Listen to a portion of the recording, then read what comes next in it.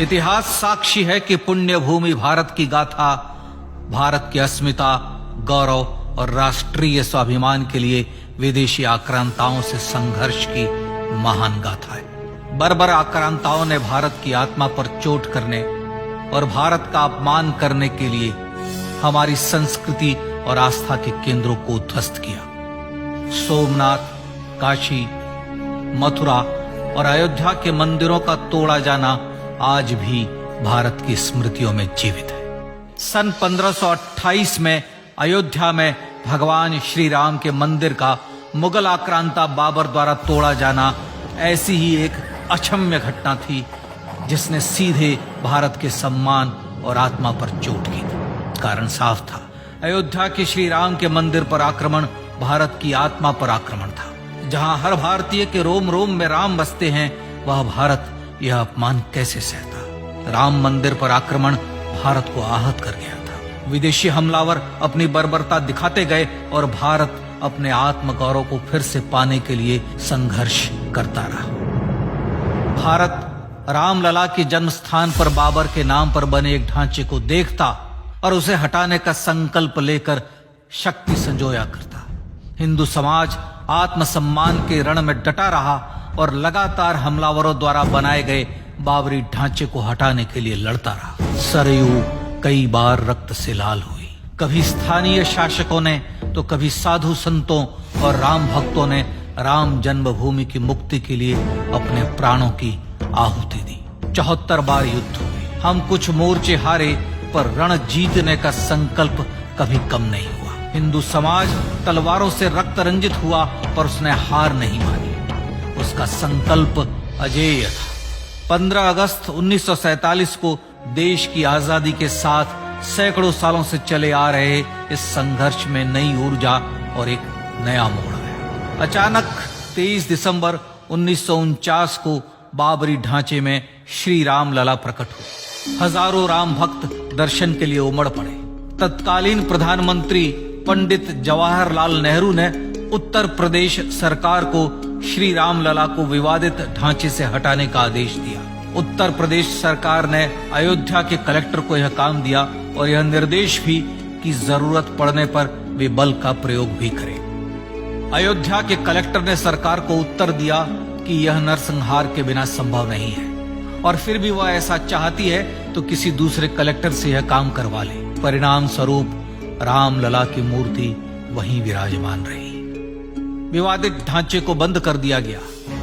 केवल पुजारी को सेवा अर्चना के लिए भीतर जाने की अनुमति थी। फिर भी राम भक्त विवादित ढांचे के बाहर से प्रभु श्री राम की आराधना करते रहे। भारत के हिंदू समाज के लिए चुनौतियां और बढ़ गई। मामला अदालत में गया। विपक्षी दलों द्वारा अदालत में भगवान श्री राम के अस्तित्व पर सवाल उठाए गए। उनके अयोध्या में ही जन्म लेने का प्रमाण मांगा गया। भारत का जनमानस अब आहत हो उठा था। आजाद भारत में भी हिंदू समाज को अपनी आस्था और श्रद्धा के लिए संघर्ष करना पड़ रहा था। चुनौतियों के इस समय में सन 1984 में विज्ञान भवन दिल्ली में विश्व हिंदू परिषद ने धर्म संसद का आयोजन किया। इस संसद में देश भर के संतों ने राम जन्मभूमि की मुक्ति के लिए आह्वान किया और राम जन्मभूमि मुक्ति यज्ञ समिति का गठन किया।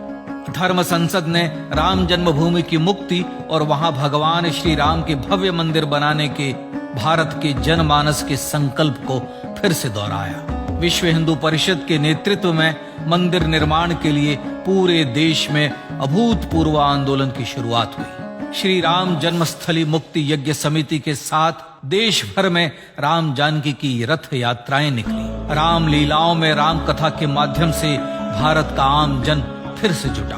अब सबके मन में एक ही प्रण था, एक ही लक्ष्य था। अयोध्या में जन्मभूमि पर भगवान श्री राम के भव्य मंदिर का निर्माण। सन 1989 में विश्व हिंदू परिषद द्वारा गांव-गांव से रामशिला पूजन करके अयोध्या भेजी गई। 2,75,000 गांवों से रामशिलाएं अयोध्या पहुंची।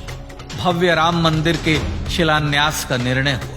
पूज्य संत महात्माओं और हिंदू समाज के अन्य प्रमुख नेताओं के निर्णय के अनुसार अनुसूचित जाति के प्रमुख नेता श्री कामेश्वर चौपाल ने 9 नवंबर 1989 को मंदिर निर्माण का पहला पत्थर रखा। राम जन्मभूमि पर मंदिर निर्माण के लक्ष्य की पूर्ति के लिए सन 1990 में सोमनाथ से अयोध्या के लिए श्री लाल कृष्ण आडवाणी ने रथ यात्रा की शुरुआत की। देश में जन भावनाओं का ज्वार उमड़ने लगा। श्री लाल कृष्ण आडवाणी के रथ यात्रा के साथ साथ मंदिर के लिए जन समर्थन बढ़ने लगा और छद्म सेकुलरवाद बेनकाब होने लगा।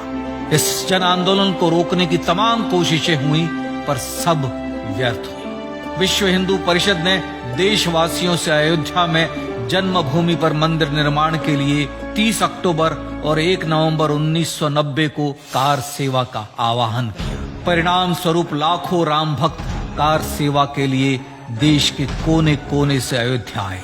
इससे देश की एकात्मता का विराट दर्शन हुआ। कार सेवकों को रोकने के लिए उत्तर प्रदेश के तत्कालीन मुख्यमंत्री श्री मुलायम सिंह यादव ने अयोध्या में परिंदे को भी पर न मारने देने की घोषणा की। स्थितियां गंभीर हो गई। अयोध्या से 100-100, 200-200 किलोमीटर दूर रेलगाड़ियां रोक दी गई। अयोध्या युद्ध भूमि बना दी गई। मार्ग बंद, रेल बंद, चप्पे चप्पे पर पुलिस। अयोध्या सैनिक छावनी में बदल गई। राम नाम पर ऐसी पाबंदी कि अर्थी ले जा रहे लोगों तक को रोका गया क्योंकि वे राम नाम सत्य कह रहे थे। लेकिन सैकड़ों किलोमीटर की यात्रा कर कार सेवक अयोध्या पहुंचने लगे। राम के गीत गाते, होठों पर हंसी और पांव में छाले लिए राम काज के लिए राम भक्त देश विदेश से अयोध्या पहुंच ही गए। कार सेवकों पर गोलियां चली। अनेक कार सेवक शहीद हुए। आजाद भारत में जन्मभूमि पर राम मंदिर के लिए कार सेवकों ने फिर एक बार अपना बलिदान दिया, पर कार सेवकों ने विवादित ढांचे पर भगवा फहरा ही दिया और इस तरह कार सेवा सफल हुई।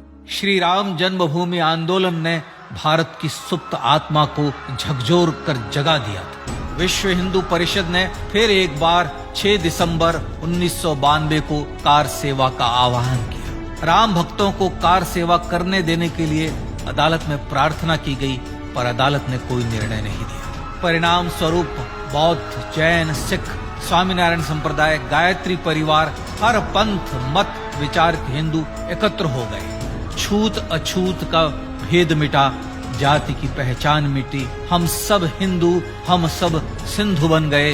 राम सिंधु में ज्वार उठा और देखते ही देखते 6 दिसंबर 1992 को श्री राम जन्मभूमि से बाबरी ढांचा सदा के लिए हट गया।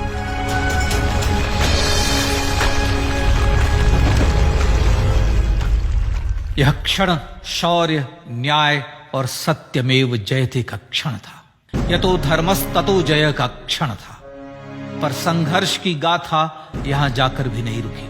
छद्म सेकुलरवादियों द्वारा भारत और भगवान श्री राम के इतिहास को झुठलाने के लिए अदालतों में चुनौतियों का सिलसिला चलता रहा, जो 1950 से चल रहा था। हिंदू सिखों के बीच से गुजरते हुए भगवान श्री राम का दर्शन करने के लिए विवश थे। यह स्थिति थी आजाद भारत में श्री राम और राम भक्तों की। पर सत्य को तो जीतना ही था। आखिरकार देश के सर्वोच्च न्यायालय के 5 जजों की खंडपीठ ने 9 नवंबर 2019 को ऐतिहासिक निर्णय दिया और यह कहा कि अयोध्या जन्मभूमि परिसर की पूरी 67 एकड़ भूमि रामलला की, और न्यायालय ने भारत सरकार को जन्मभूमि पर मंदिर बनाने के लिए एक ट्रस्ट बनाने का आदेश दिया।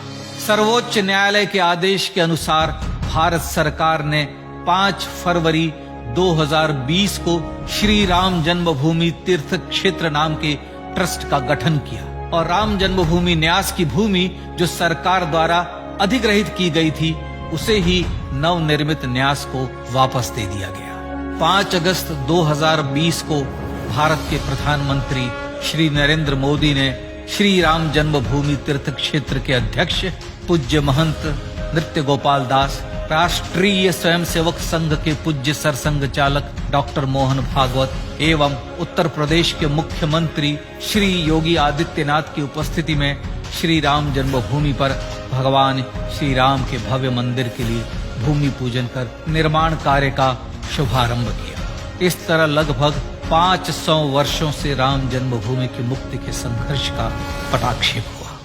अपने आत्मसम्मान और राष्ट्रीय अस्मिता के लिए इतना लंबा संघर्ष विश्व के इतिहास में बेजोड़ है। श्री राम भारत की आत्मा, भारत की परिभाषा, हमारे राष्ट्रीय आदर्शों और जीवन मूल्यों के प्रतिनिधि मर्यादा पुरुषोत्तम हैं, जो हर हिंदू के होठों पर जन्म से मृत्यु तक रहे, बस यही हर हृदय में प्रार्थना होती है। राम भारतीय राष्ट्रीय स्वाभिमान और आसेतु हिमालय से समुद्र पर्यंत तक जन जन को एकात्मता के बंधन में बांधने वाले रक्षा सूत्र है। अयोध्या स्थित श्री राम जन्मभूमि पर बाबर का हमला वास्तव में भारत के स्वाभिमान और राष्ट्रीयता पर हमला था। प्रधानमंत्री श्री नरेंद्र मोदी द्वारा श्री राम जन्मभूमि पर राम मंदिर का पुनः निर्माण न केवल बाबरी मानसिकता का पराभव है, बल्कि संपन्न, सुखी, सुसंस्कृत, सर्वशक्ति संपन्न